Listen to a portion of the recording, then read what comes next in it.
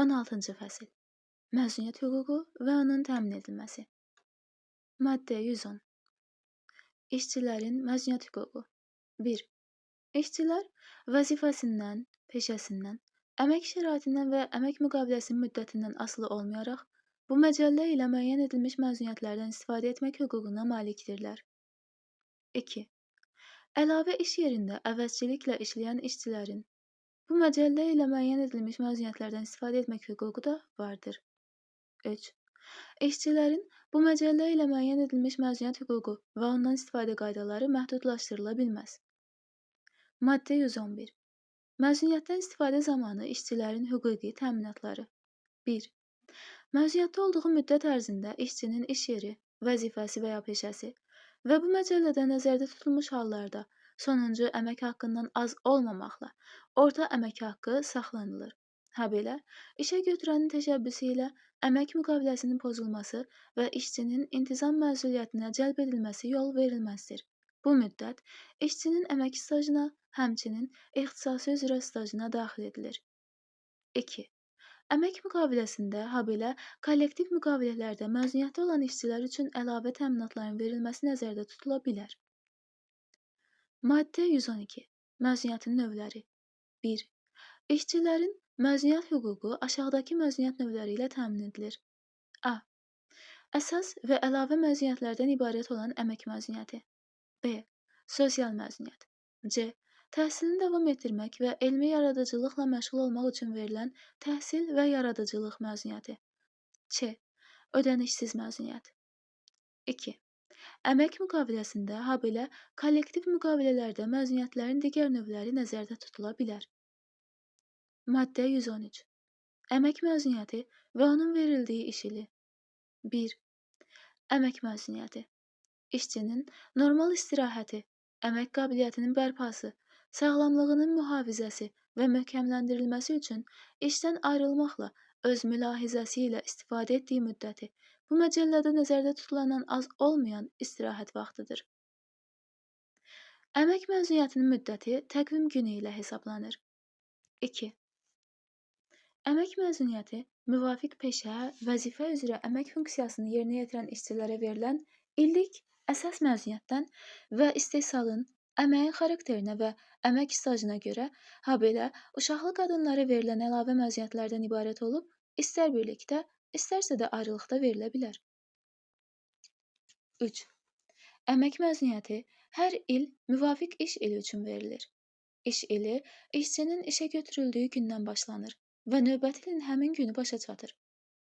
Əgər işçinin iş ili onun əmək məzuniyyətinə çıxmaq üçün müraciət etdiyi vaxtda başlanmayıbsa, onda ona əmək məzuniyyəti yalnız iş ili başlanandan sonra verilə bilər. Bir iş ilinə görə yalnız bir əmək məzuniyyəti verilə bilər. Təqvim ili ərzində işçinin 2 iş ilinə görə məzuniyyət hüququ olduqda, o, həmin təqvim ilində hər 2 iş ilinə görə məzuniyyətdən birlikdə və ya ayrı-ayrılıqda istifadə edə bilər. 17-ci fəsil. Əmək məzuniyyətlərinin müddətləri. Maddə 114. Əsas məzuniyyət və onun müddətləri. 1.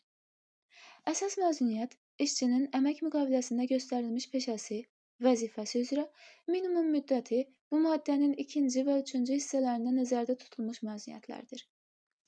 2. İşçilərə ödənişli əsas məzuniyyət 21 təqvim günündən az olmayaraq verilməlidir. 3. Aşağıdakı işçilərə ödənişli əsas məzuniyyət 30 təqvim günü müddətində verilməlidir. A. Kənd təsərrüfatı məhsullarının istehsalında çalışan işçilərə. B. İnzibati vəzifələrdə çalışan dövlət qulluqçularına, vahid tarif ixtisas sorğu kitabçalarına uyğun olaraq rəhbər və mütəxəssis kateqoriyasına aid edilən işçilərə. C.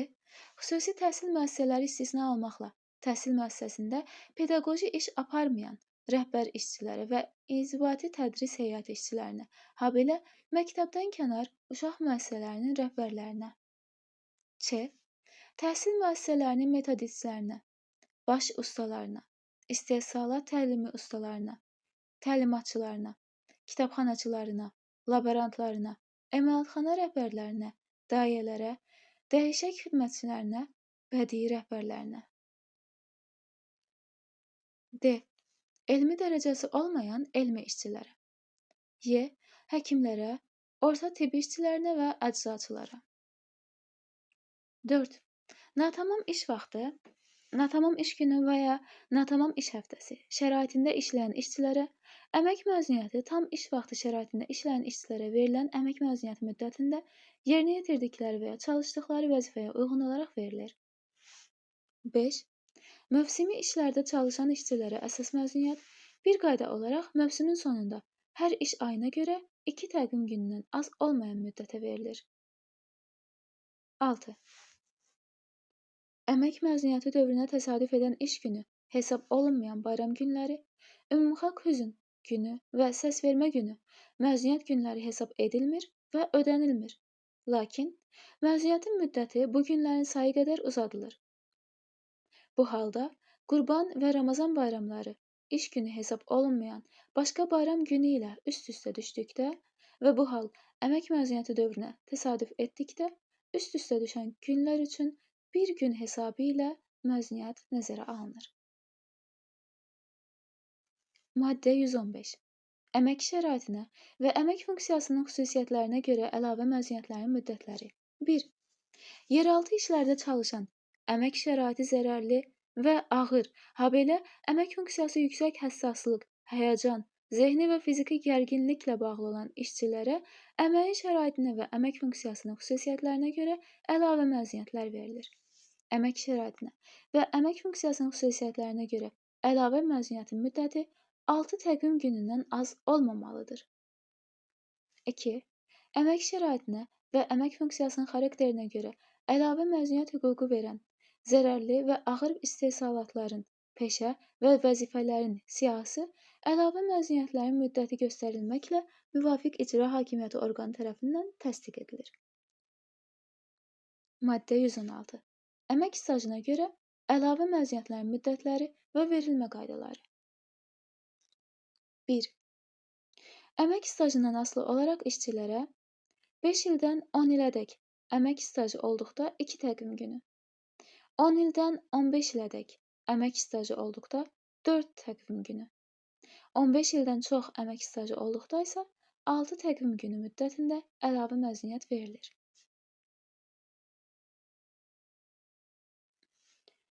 2. Əmək stajına görə əlavə məzuniyyətin müddəti işçinin işəgötürənlə əmək müqaviləsi bağlayaraq, faktiki olaraq işlədiyi dövrə əsasən müəyyən edilir. Bu, əmək stajına işçinin əmək müqaviləsi üzrə faktik işlədiyi müddətdən başqa, yalnız əmək qabiliyyətini müvəqqəti itirdiyi, habelə bu məcəllənin 179-cu maddəsində nəzərdə tutulan hallarda iş yeri və orta əmək haqqı saxlanıldığı dövrlər daxil edilir. 3.